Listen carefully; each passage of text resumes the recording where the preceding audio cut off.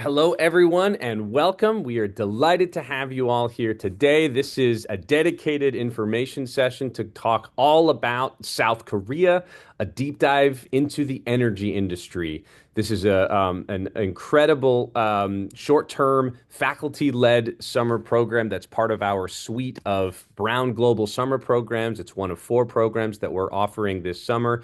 These give you the opportunity to earn one credit of Brown credit during the summer session while having an incredible in-country global experience. And so we're very excited to use this time today to chat in depth about the program that we're going to be offering in South Korea. I'm thrilled to be joined here today by the faculty leader for this program who has put together this incredible experience for you all. Soo-yeon Siu is here presenting with me today. Soo-yeon, would you like to introduce yourself? Hi, I'm Suyan. Thank you, Chris. And then thank you for coming today. And then it's nice to see you all. Wonderful. Thank you very much. I'd also like to introduce myself briefly. So my name's Chris Van Boven. I'm an assistant director of global programs, and in my role, I'll be helping to guide you through the program admissions process, the pre-departure process. You can sort of treat me as your main point of contact throughout with any and all questions that you have. Happy to help guide you through this every step of the way. Just a bit about what you can expect out of this presentation today. So we're going to be walking through the key features and key dates for the program. We'll talk through the program locations. We'll discuss academics. We'll talk about the housing and meals that you'll be provided with as part of the program in country. Then we will walk in depth through each of the costs associated with participating in the program. And our sincere hope is that by that point, we will have convinced you that this is 100% the way that you want to spend your summer. So we'll guide you through the specific steps you need to be able to take action and submit your applications. And so with that, I think I'm going to go ahead and turn things over to Soo-yeon, who's going to share the details of this exciting experience with you all. Okay, thank you, Chris. Yes, as I said hi.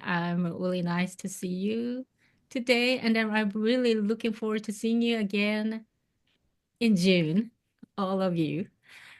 Okay, the course has kind of two tracks dealing with energy facilities and cultural exploration in Korea, as you see in this slide.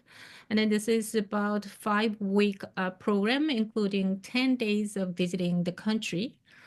And then maybe starting date will be June 16th. And then, okay, could you show the next slide? Okay, so you will earn one Brown credit when you complete this course, and then luckily there is no prerequisite. And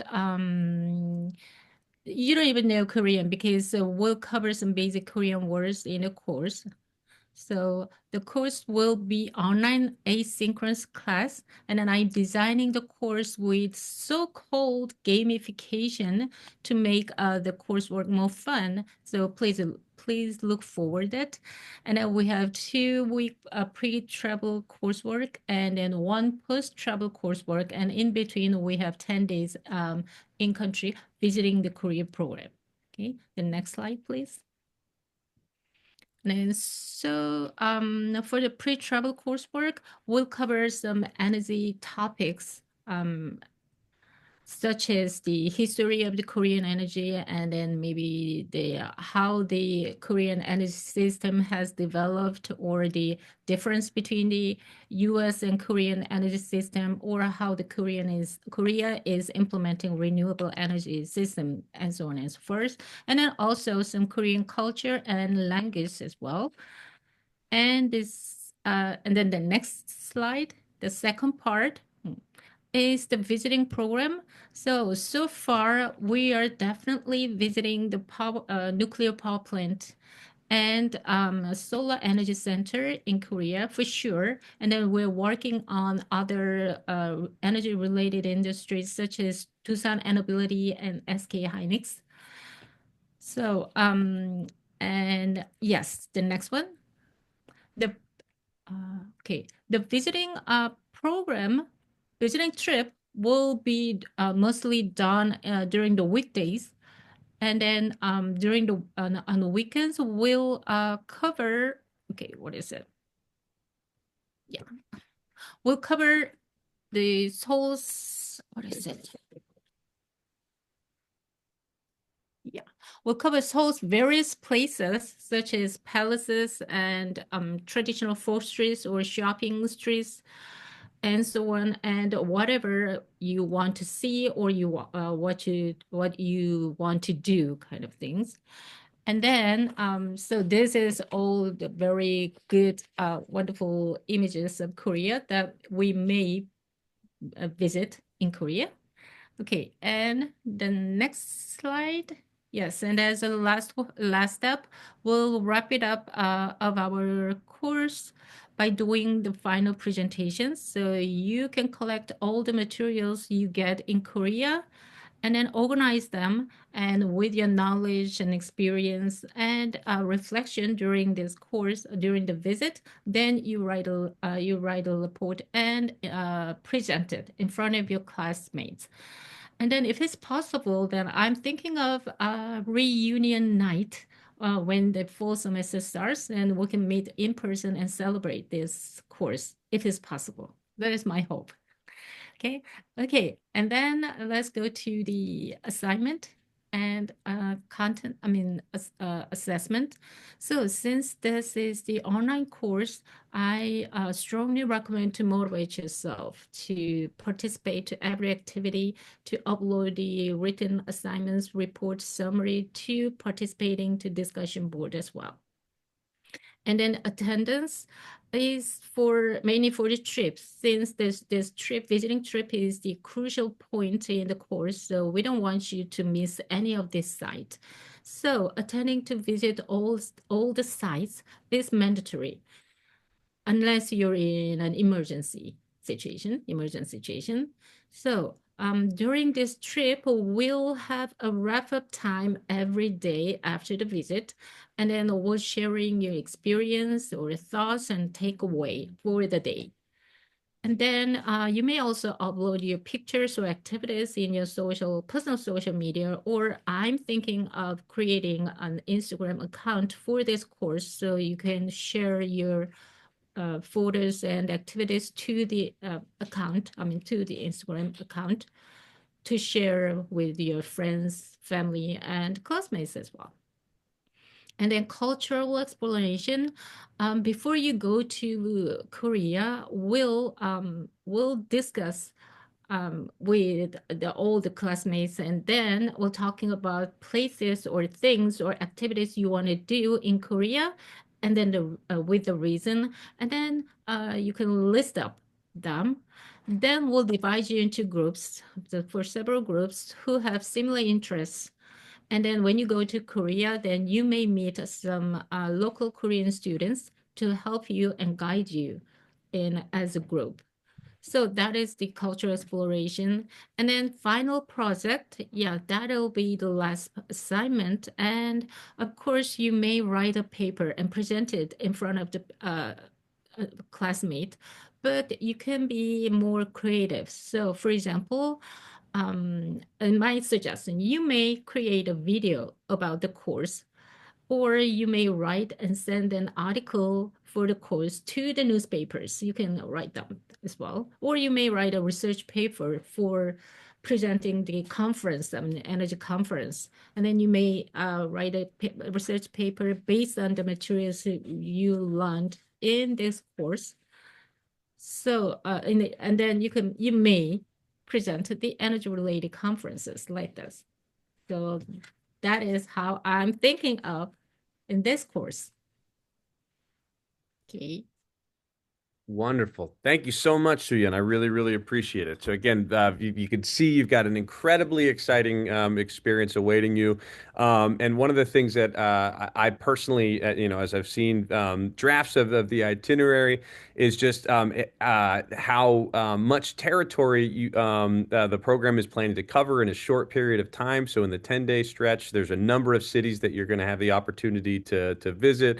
Again, I love just the pairing of the energy sector visits with the sort of the South Korean more sort of culturally oriented visits. So you really get an awesome blend of experiences throughout the duration of your time in country. So many thanks again to Suyun for developing this incredible experience for you all. Um, so I'm going to transition and talk a bit about some of the more logistical details here as part of the program. So as I mentioned, again, the program will be arranging housing for all participants on the program. You all will be in double occupancy hotel rooms in each of the cities that we're staying with, each of the rooms having its own shared ensuite bathroom. Um, and in terms of meals, we will you can look forward to all breakfast being covered as part of the program, as well as roughly half of all lunches and dinners. But you'll need to be prepared to budget for half of your lunches and dinners out of pocket. So we've suggested an estimated budget of maybe $10 to $15 per meal. Talk about that a little bit more on a later slide. And wanted to really use this space as well to make sure that we're carefully breaking down the program costs. We want to be as transparent as possible with you all about how the total cost of attendance is calculated for these programs.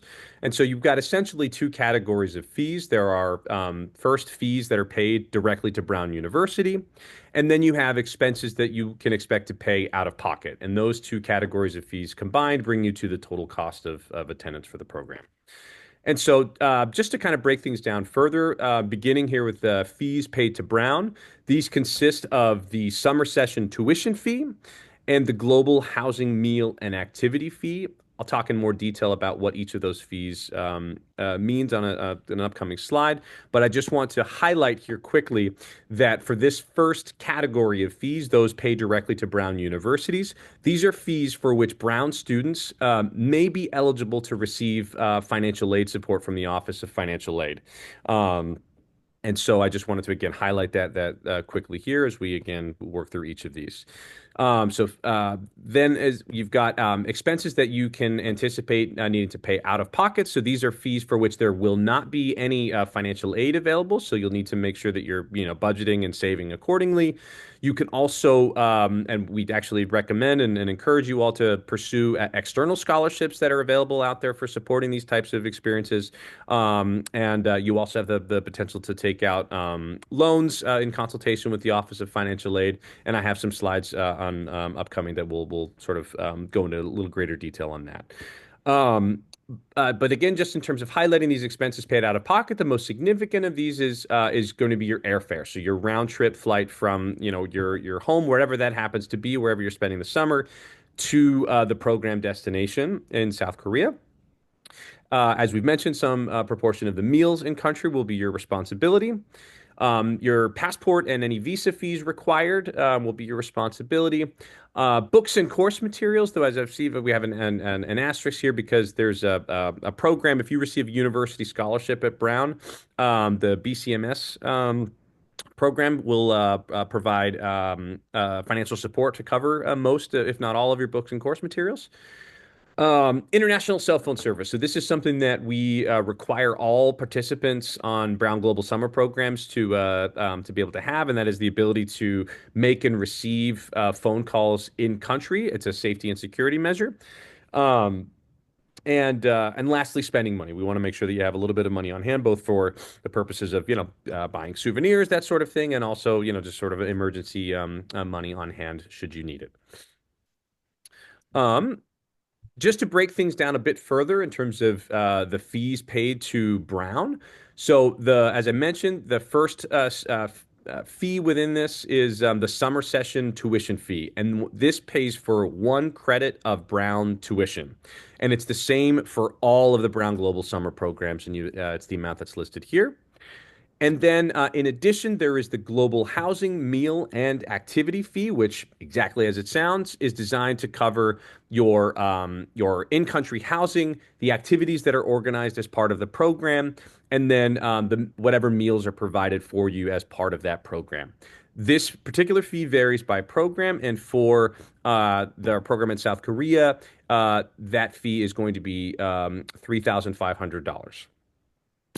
And so, as I'd mentioned, both of those fees fall into this category of fees paid to Brown. And if you are an undergraduate student at Brown who receives financial aid during the academic year, then you may be eligible for a summer grant that will allow you to receive full or partial remission of those fees paid to Brown, either some proportion of the summer session tuition fee and potentially some proportion of the global housing meal and activity fee.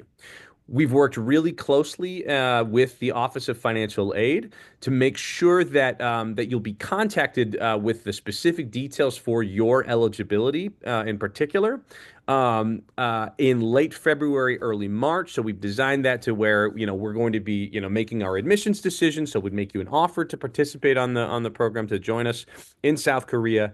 And ahead of the commitment deadline, which will be in mid-March, we've made sure that the Office of Financial Aid will be contacting each of you in advance of that so that you can make sure that you have all the information you need at your fingertips in terms of financial affordability, so that you can make an informed decision about your ability to participate in the program. A bit more on the expenses paid out of pocket, just to kind of give you an example here. And I see there's a typo here with apologies. For airfare, the number is accurate. So approximately $2,000 for a round trip ticket from Boston to South Korea. And again, there's no expectation that you travel from the Boston area. This was just to use as a placeholder to illustrate roughly what a round trip ticket could cost from the New England area to South Korea. Some meals that as part of the program, as I mentioned, $15 per meal for the duration of the program brings you to a roughly $150 budget for meal. Books and course materials, approximately $100. International cell phone service. So this will vary depending on your carrier. And as we get further into the pre-departure process, you can count on our support to help work with you and help you to figure out what plan would make the most sense for you. But across the major carriers, that the amount will vary anywhere from $35 to $100. And then in terms of having spending money on hand, we recommend that you have approximately $150 budgeted to cover that category. External scholarships. So we definitely encourage all students to consider applying to external scholarships and funding opportunities that may be available. We've outlined just a few of those here for that are specific to study abroad, and we've got these linked on the program website. We urge you to put your names in as many hats as possible. You'll see that some of these have deadlines upcoming. The one that's coming up the soonest is the Fund for Education Abroad. Encourage you to, again, put your names in whatever hats you can, as these scholarships can provide support for both the fees paid to Brown or the out-of-pocket expenses. We will be uploading detailed out-of-pocket expenses budget sheets to the program website, so be on the lookout. That should be going up later this week or early next week, so you can have that to sort of carefully begin your planning and saving process.